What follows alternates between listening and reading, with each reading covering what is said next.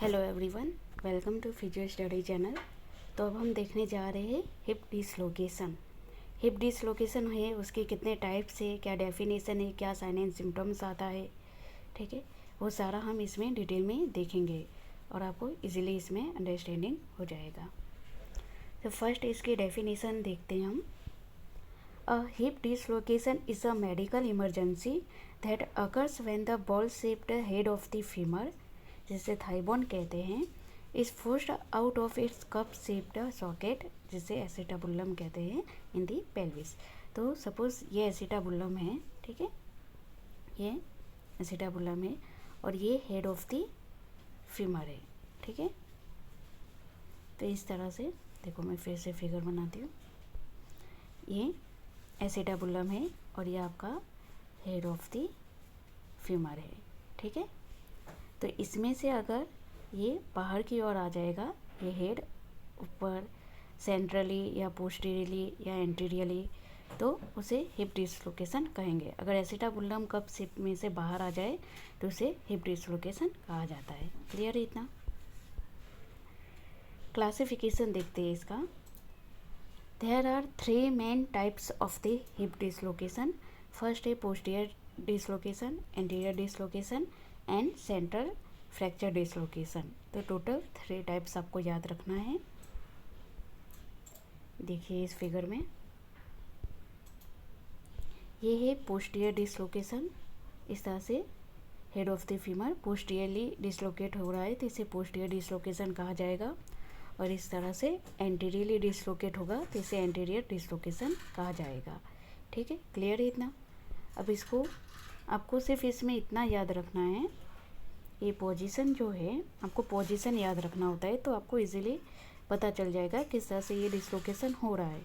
अगर posterior dislocation होगा, ठीक है, पोस्टीरियर, तो उसमें हिप का अडक्शन होगा, फ्लेक्शन तो होगा ही, फ्लेक्शन होगा, अडक्शन होगा, ठीक है, और क्या होगा, इंटरनल रोटेशन होगा।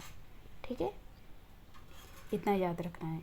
क्या है इसमें, फ्लेक्शन है हिप का, अडक्शन एंड इंटरनल रोटेशन। इसमें भी आप देख लो, एक्सटेंशन है पर यहाँ पे क्या है, इंटरनल रोटेशन में रहेगा एंड अडक्शन में रहेगा। अडक्शन प्लस इंटरनल रोटेशन याद रखना है। अब यहाँ पे एंटीरियर डिसलोकेशन देख लो। एंटीरियर डिसलोकेशन में क्या होगा, एंटीरियर डिसलोकेशन में इस तरह से आप एंटीरियर डिसलोकेशन देखोगे तो इस तरह से आपका अबडक्शन रहेगा, लेग अबडक्शन रहेगा, देन एक्सटर्नल रोटेशन रहेगा। ठीक है, अबडक्शन एंड एक्सटर्नल रोटेशन, इतना याद रखना है। और फ्लेक्शन भी रख सकते हो याद, ठीक है, flexion, abduction and external rotation, तो आपका एंटीरियर डिसलोकेशन होगा। ठीक है, मैं ये थियरी में बताऊंगी पर इसमें आप फिगर से देखोगे तो इजीली आपको समझ में आ जाएगा। क्लियर है? अब देखते हैं सेंट्रल डिसलोकेशन। तो आप देखिए इस तरह से, ये जो है एसिटाबुलम, इसको ब्रेक करके, फ्रैक्चर करके इनवर्ड यानी इनवर्डली शिफ्ट हो जाता है femur, head of the femur inwardly shift हो जाता है अंदर की साइड में इस तरह से, तो इसे सेंट्रल डिसलोकेशन कहा जाता है। क्लियर है? अब देखते हैं पोस्टीरियर डिसलोकेशन डिटेल में। The head of the femur is pushed out of the acetabulum posteriorly. तो हेड ऑफ द फीमर क्या है, मतलब पोस्टीरियरली आ जाता है, ओके, फोर्स की वजह से, तो उसे पोस्टीरियर डिसलोकेशन कहा जाएगा। अब देखते हैं इसका मैकेनिज्म ऑफ इंजरी क्या है। अ posterior dislocation of hip results from a high impact force, most commonly a dashboard injury in a motor vehicle accident. तो मोटर व्हीकल एक्सीडेंट हो गया, उसमें मान लो हिप की पोजीशन कैसी रहेगी, where a force is apply to flexion, adduction and internal rotation, ऊपर हमने देखा था। तो अगर इसमें फ्लेक्शन, अडक्शन, इंटरनल रोटेशन रहा हिप का, तो उसे कहा जाएगा पोस्टीरियर डिसलोकेशन। ठीक है, this force thrust the femoral head backward and out of the acetabulum hip socket। तो फीमर हेड बैकवर्ड हो जाएगा, ठीक है, पोस्टीरियरली थ्रस्ट होगा इस फोर्स की वजह से। ये जो पोजीशन है उसकी वजह से हेड ऑफ द फीमर कहाँ जाएगा, पोस्टीरियरली जाएगा, तो इसे पोस्टीरियर डिसलोकेशन कहा जाएगा। क्लियर है मैकेनिज्म ऑफ इंजरी। अब कॉजेस देखते हैं। डैशबोर्ड इंजरी, ठीक है, ये मेन कॉज है। The most common cause is a motor vehicle accident where a front seat passengers knee hits the dashboard, ठीक है, जो फ्रंट सीट पे जो ड्राइवर होते हैं उनका जो नी होता है वो डैशबोर्ड से एक्सीडेंट की वजह से हिट होता है। उसकी वजह से क्या होगा, forcing the hip into flexion, adduction and internal rotation होगा which pushes the femoral head backward. तो ये वाली जो पोजीशन है उसकी वजह से head of the femur posteriorly push होगा, तो पोस्टीरियर डिसलोकेशन होगा। High energy fall, a fall from a significant height can also create enough force to dislocate the hip, especially when landing awkwardly।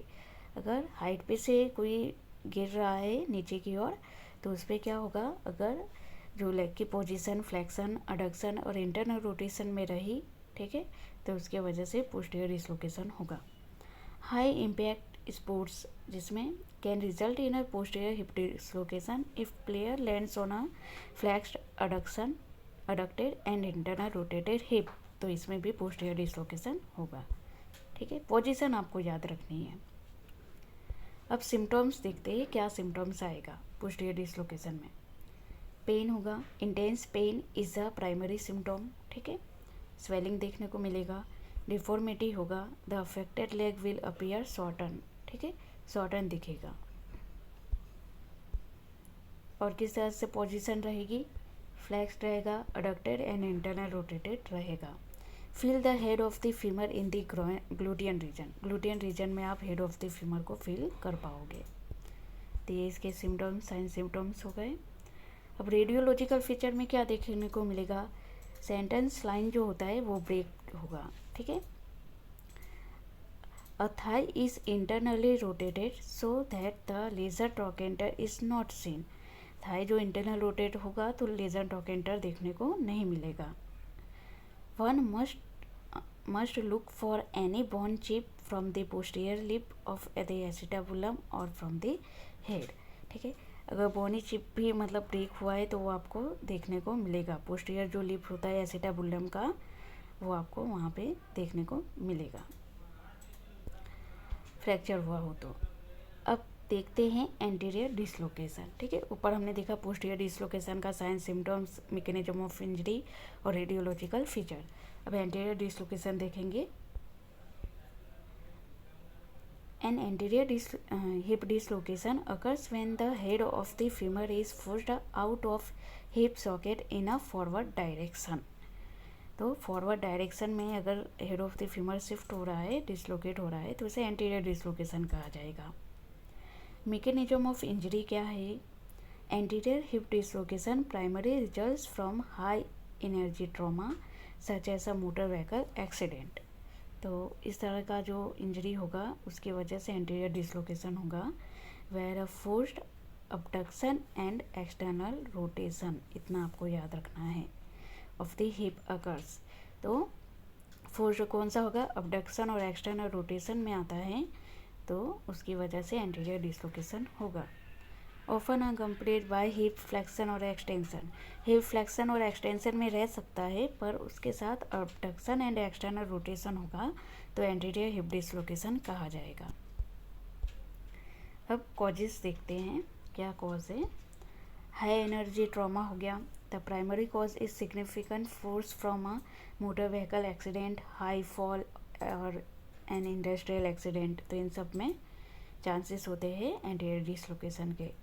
Forced abduction, external rotation, the hips is typically forced into position of the abduction, leg moving away from the body and external rotation। तो इस तरह का position में anterior dislocation होता है, ये cause है। Okay, अब सिम्टम्स देखते हैं, क्या सिम्टम्स आएगा एंटीरियर डिसलोकेशन में। पेन एंड स्वेलिंग रहेगा, the patient will experience pen, swelling and bruising around the hip.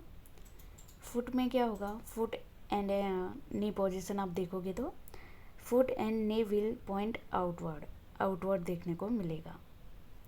Visible deformity देखने को मिलेगा। द हिप में लुक मिस अलाइन और the affected leg might appear shorten और लॉन्गर। इसमें शॉर्टर और लॉन्गर हो सकता है, हमने आगे पोस्टीरियर में देखा उसमें शॉर्टन देखने को मिलेगा। क्लियर है इतना। दूसरा क्या होगा, इमोबिलिटी। पेशेंट जो है अपना हिप को मतलब मूव नहीं कर पाएगा, वेट नहीं ले पाएगा उस पर। Inability to the move the hip और bear weight on the affected leg as a key symptom. Femoral head palpable in the groin area. ठीक है, फिमोरल हेड इसमें आपको ग्रोइन एरिया में पाल्पेबल होगा, एंटीरियर डिसलोकेशन है तो, और हमने ऊपर देखा पोस्टीरियर डिसलोकेशन में कहा ग्लूटियल रीजन में। ठीक है, अब देखते हैं सेंट्रल फ्रैक्चर हिप डिसलोकेशन। तो इसमें आप देख लो इस तरह से सेंट्रली डिसलोकेट होता है। Central fracture hip dislocation. A central hip dislocation is a severe fracture dislocation where the femoral head penetrates and moves immediately through the acetabulum floor hip socket, often entering the pelvis cavity। तो इस तरह से आप देख सकते हो pelvis cavity में इस तरह से hip enter head of the femur enter हो जाता है पूरा एसिटाबुलम को ब्रेक करके। क्लियर है। इसकी मैकेनिज्म ऑफ इंजरी क्या रहेगी। Fracture dislocation. A central hip dislocation is a type of dislocation where the femoral head, the ball of the hip joint, is forced through a fractured acetabulum। तो acetabulum को fracture करके इस तरह का centre force लगता है कि उसमें एसिटाबुलम का फ्रैक्चर करके पेल्विस कैविटी में हेड ऑफ द फीमर चला जाता है। Medial displacement, the femoral head moves inward into the pelvis cavity। ठीक है। दूसरा क्या कॉजेस है, हाई एनर्जी ट्रॉमा हो गया। This injury requires significant force typically from high impact accident like a car crashes और फॉल्स। तो ये इसके कॉज हुए। अब सिम्टम्स देखते हैं। Severe pain in the hip and groin area में होगा। डिफ़िकल्टी होगा मूविंग द हिप। तो ये इसके मेन दो सिम्टम्स होंगे अगर सेंट्रल हिप डिसलोकेशन है तो। कॉम्प्लिकेशन अब देख लेते हैं शॉर्ट में। एवास्कुलर नेक्रोसिस देखने को मिलेगा, क्योंकि एवास्कुलर नेक्रोसिस क्योंकि एक बार ब्लड सप्लाई अगर कट हो जाता है तो उसमें दोबारा ये रिकवर नहीं हो पाता है, जिसकी वजह से क्या होता है वहाँ पे हेड ऑफ द फीमर का धीरे धीरे क्या होता है वास्टिंग होने लगता है, एवास्कुलर नेक्रोसिस होने लगता है। पोस्ट ट्रॉमेटिक आर्थराइटिस होने के चांसेस होते हैं। ठीक है। सियाटिक नर्व इंजरी, क्योंकि सियाटिका नर्व होती है वो वहीं से फीमोरल हेड के पीछे से पास होती है, इसलिए ये चांसेस होते हैं कि सियाटिक नर्व इंजरी होगा उसमें। हेट्रोटॉपिक ऑसिफिकेशन, जो सॉफ्ट टिश्यू है उसमें भी बोन का फॉर्मेशन होने लगता है, जिसे हेट्रोटॉपिक ऑसिफिकेशन कहते हैं। तो ये भी होने के चांसेस होते हैं। रिकरेंट डिसलोकेशन, अगर एक बार हिप डिसलोकेट होता है तो बार बार चांसेस होते हैं डिसलोकेशन होने के। लेब्रल टीयर्स, जो लेब्रम होता है एसिटाबुलम के सराउंडिंग, उसका चांसेस होता है टीयर हो जाने का। तो ये इसके कॉम्प्लिकेशन थे। अगर इसमें कोई भी डाउट है तो आप मुझसे पूछ सकते हो कमेंट करके। अगर वीडियो पसंद आई हो तो लाइक सब्सक्राइब एंड शेयर कीजिएगा। Thank you.